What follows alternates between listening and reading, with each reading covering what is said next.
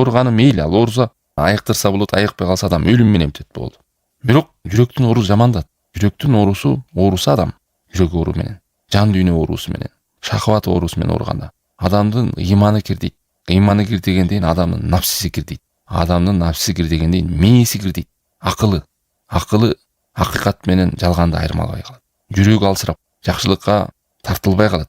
Жамандыктан оолак болгусу келбей калат. Кайран болуп, кайдыгерликтин үстүндө шалдырап, ныксырап, жалкоолуктун үстүндө эмне кылып атканын өзү жок, чылып баш оогон жака жүрүп калат.